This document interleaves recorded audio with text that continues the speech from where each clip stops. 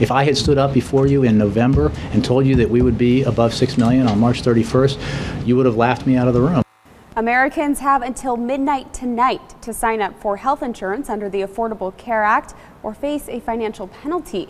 While a new technical problem briefly prevented last-minute users from signing up, there has been a surge of traffic to the site and to walk-in help centers. Good evening, I'm Anna Hayes. Thanks for joining me tonight for your local news on ABC5. We'll have more on this major moment for the Obama administration coming up. But first, we begin with an alarming story coming out of Algodones, Mexico. The story is still developing, but we have been able to confirm that on Friday, 3 people were found shot to death inside a dentist's office. Port Director David Saracen told the Yuma Sun 3 men were shot execution style about 6 p.m. on Friday. And because of that, officials at the Andrade, California port of entry have been taking extra precautions.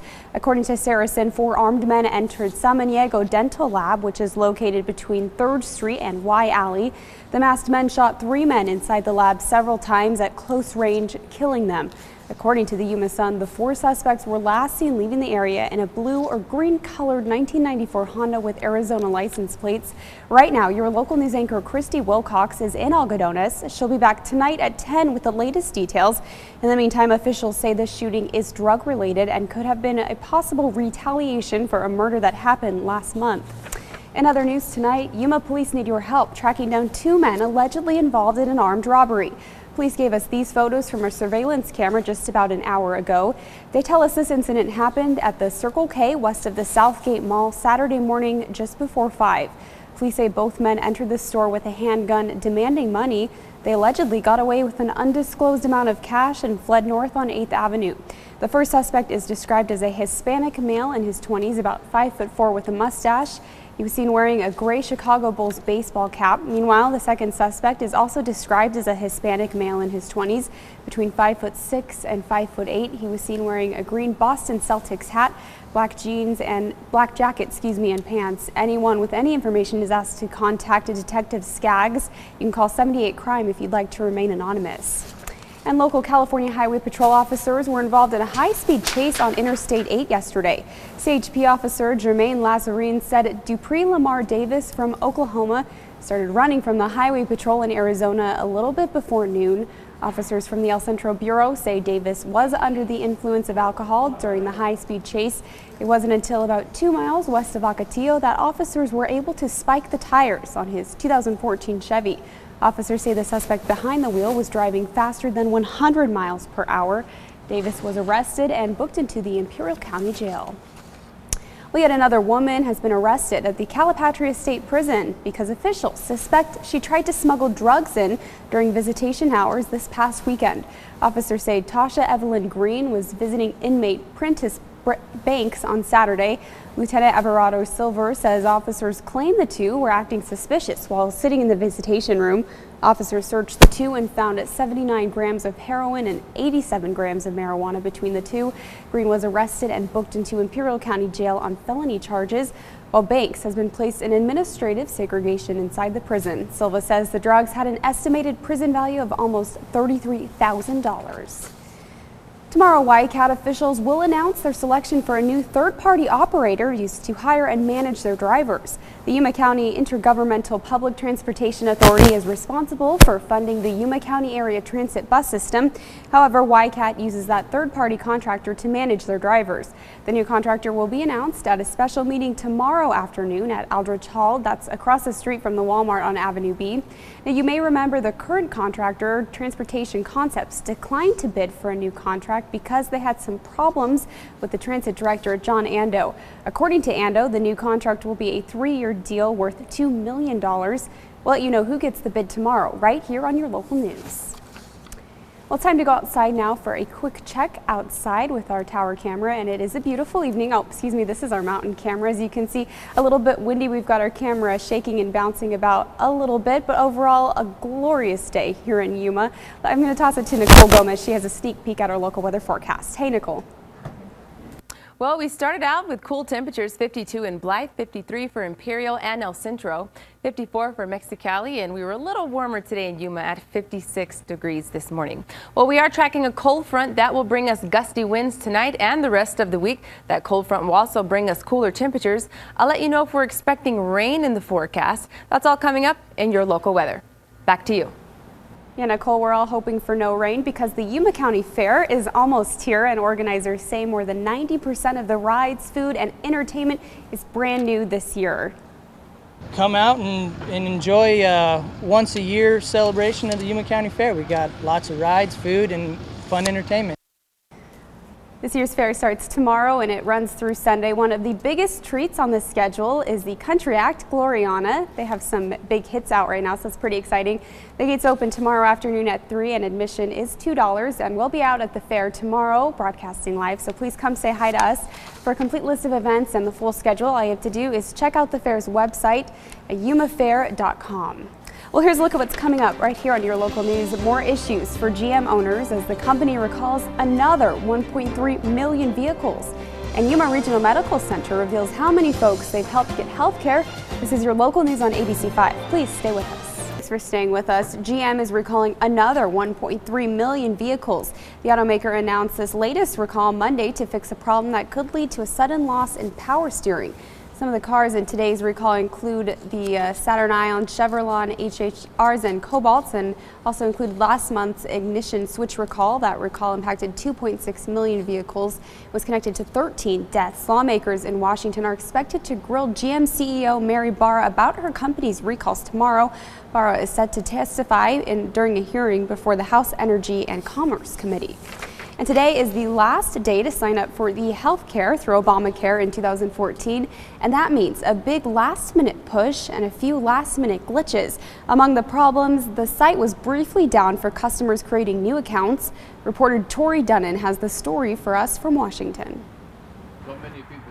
On the last day to sign up for Obamacare, some fresh reminders of the website's initial botched rollout. Early this morning, a message on the site stating, "System isn't available at the moment. We're currently performing maintenance." Healthcare.gov was working again by 8 a.m. Eastern.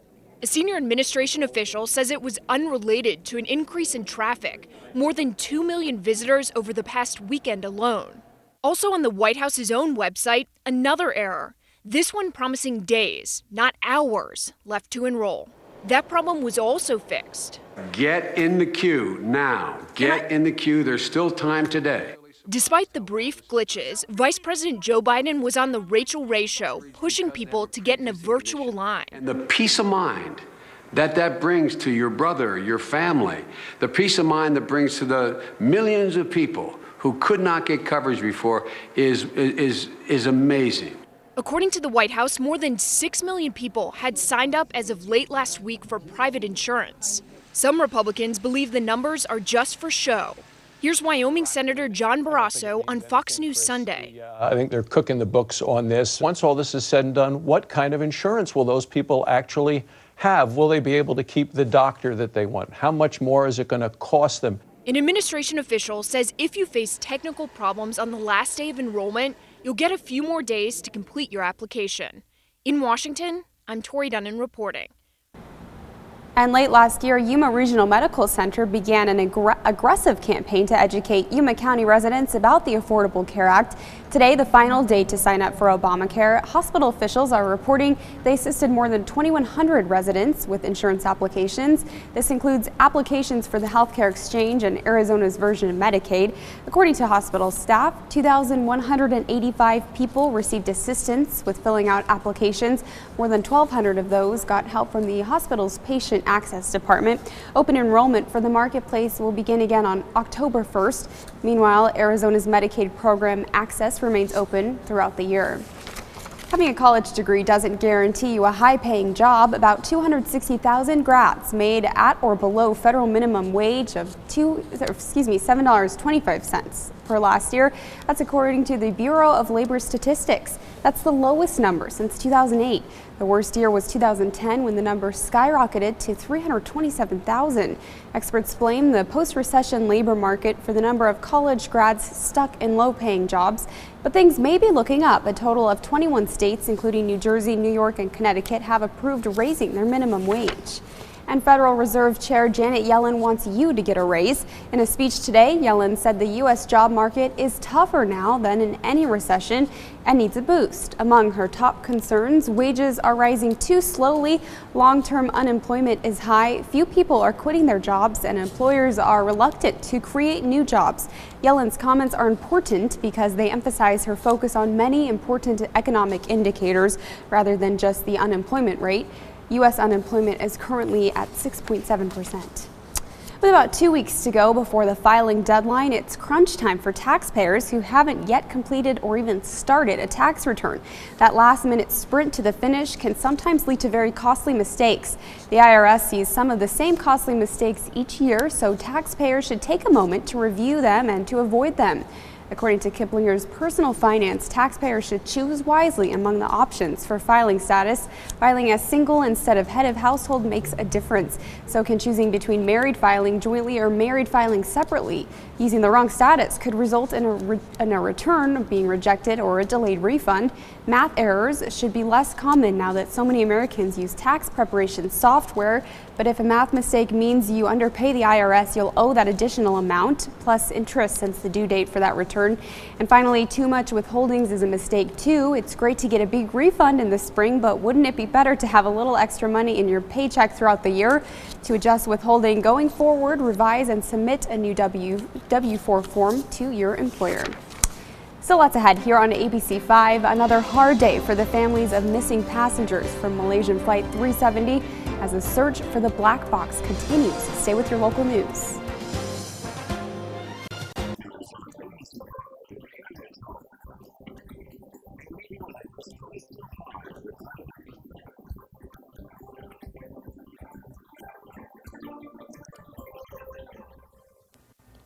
Well, overall, it was a pretty nice day today. We had those temperatures in the 80s, but we are tracking changes to your forecast. Well out to our west, there's a low pressure system that will also bring a cold front. That means cooler temperatures are in the forecast and breezy conditions for the rest of the week. Now tonight, you can expect those breezy winds, gusts as high as 25 miles per hour. And again, this is what you can expect for the rest of the week. Now we'll take a look at our future track model because this cold front will pick up our winds and also bring us slight rain chances. But notice Tuesday, 6:30 in the morning, we're seeing those mostly clear skies. Now this model going a little light on the cloud coverage, but we expect a mix of sun and clouds throughout the day. Now this is that system we are keeping a close eye on to our southwest, and that's what's going to bring us those very slight rain chances in the forecast for your Wednesday. So again, it will be breezy during the afternoon. Tuesday, gust at 25. Those gusts will remain in the forecast throughout the rest of the week, at least around 25 miles per hour. And then the weekend rolls around, the winds will be just a little lighter. 83 degrees is what you can expect on Saturday, 85 on Sunday. And notice those temperatures will only be in the 80s. Now, tonight, 50s is what you can expect for Blythe, 49 for Quartzsite, 47 for Welton. Notice temperatures tomorrow only in the 70s. So forecast highs tomorrow will be below normal. 75 for Blythe. Overnight temperatures for Mexicali, 57. Those breezy winds will remain in the forecast, 53 for Mexicali. Tomorrow, expect highs in the 70s, mid-70s for Calexico and Mexicali, 77 for San Luis, with a mixture of sun and clouds. 54 degrees overnight, Salton City, with those highs tomorrow only at 73 degrees. And tonight will drop down to 60 degrees. 88 is what you can expect for tomorrow. 56 is for El Centro, and then those temperatures in the 80s for tomorrow. So it will be cooler for the rest of the week. Slight rain chance in the forecast for Wednesday. It will be breezy on Thursday and Friday, with those temperatures gradually warming up on Saturday, Sunday, and will remain in the 80s for the start of next week. Hey, thanks so much, Nicole Gomez. Well, the black boxes of Malaysian Flight 370 have about 6 days of battery life left, creating new pressures on rescuers to find those homing pings before they're silenced forever. Reporter Will Ripley has the latest on one part of the massive search. These are the first minutes of a journey that could solve one of the greatest mysteries in modern aviation, the disappearance of Malaysia Airlines Flight 370, an Australian naval ship departing under the cover of night, heading to one of the most remote places on Earth. The Ocean Shield's 3-day journey to the search zone in the Indian Ocean is now underway. But what exactly this ship is going to do once it reaches the area is still unclear. There's a lot of technology on board, technology that could be crucial to finding the missing Malaysian airliner Flight 370. But the problem is, for that technology to work, the search zone needs to be narrowed in. We need to know where roughly the debris is. And with an area the size of Poland being scoured right now, those answers don't exist. With each new discovery comes new disappointment. Objects pulled from the ocean have no link to the missing airliner. We started off, he was running along about 8 to 10 knots and slowly picking up speed. I think by the time he was doing about 15 knots, we were still in the channel. Charter boat captain Ray Ruby tries keeping up with the Ocean Shield as the ship accelerates toward the search zone. Time is running out. The batteries on the plane's data recorders are dying. The recorders that could tell the world what happened to the plane and those 239 people on board. And then the next thing you know, they were getting flashed an SOS. A dangerous situation. Another boat trying to follow the Ocean Shield blows its engine in the middle of a busy shipping lane. So it's always an emergency, and we had to give up following the Ocean Shield. As we tow the boat to safety, the Ocean Shield disappears on the horizon, searching for answers about MH370, searching for closure for the families of the missing. And for those families Will mentioned, with no clear sign of the Malaysian Airlines flight, relatives of those on board are left with little options but to pray. Relatives gathered at a Buddhist shrine where they prayed for more than an hour. Afterwards, a family spokesman publicly thanked those involved in the search for Flight 370. Another potential lead has ended in disappointment. 4 orange objects spotted from the air turned out to be nothing but pieces of fishing equipment. It has now been more than 3 weeks since the plane disappeared, and many of these families continue to question how the Malaysian government has handled the response and its role in the investigation.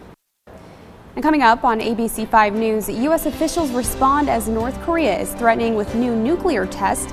But first, here's how you can track me down on Facebook. We'll be right back.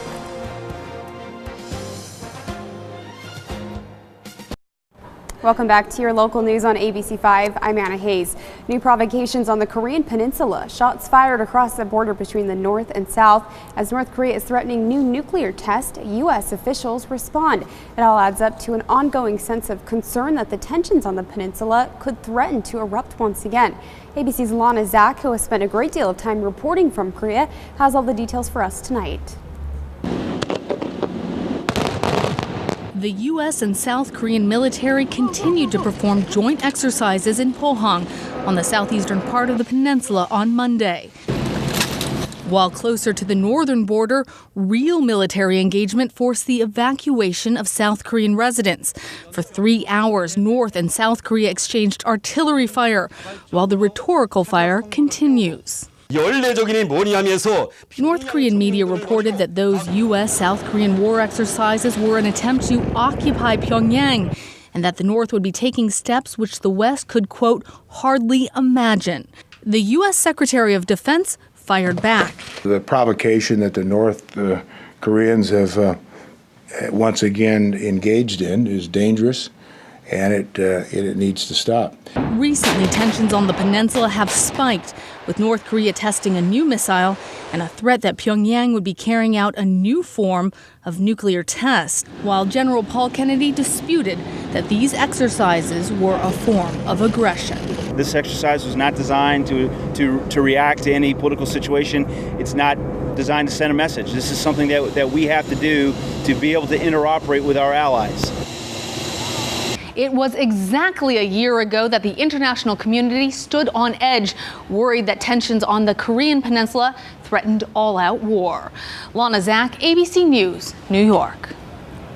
Well, there's still lots ahead here on your local news, but first, here's what else is coming up tonight on ABC5. Stay with us. Well, if you're on a diet, you probably fear carbs, but how scared do you really need to be? Here's ABC's Dr. Timothy Johnson with today's Medical Minute. Carbs for dieters, a 4-letter word. Cupcakes, cake, pasta, bread, all carbs we know and love. But new research suggests that perhaps they won't pack on the pounds as much as we think.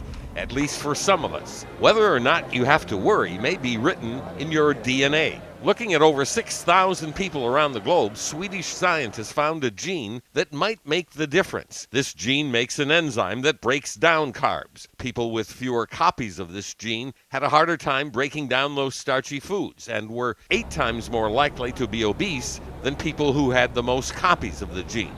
Since you can't change genes and you don't even know which genetic group you're in, this won't change your diet today. But it may hold a key in the future to a new way to prevent and treat obesity, one that could allow us to have our cake and eat it too. With this Medical Minute, I'm Dr. Timothy Johnson. The High Roller Ferris wheel opened today in Las Vegas, giving people a bird's eye view of the city. It's 550 foot high and it's billed as the world's tallest Ferris wheel.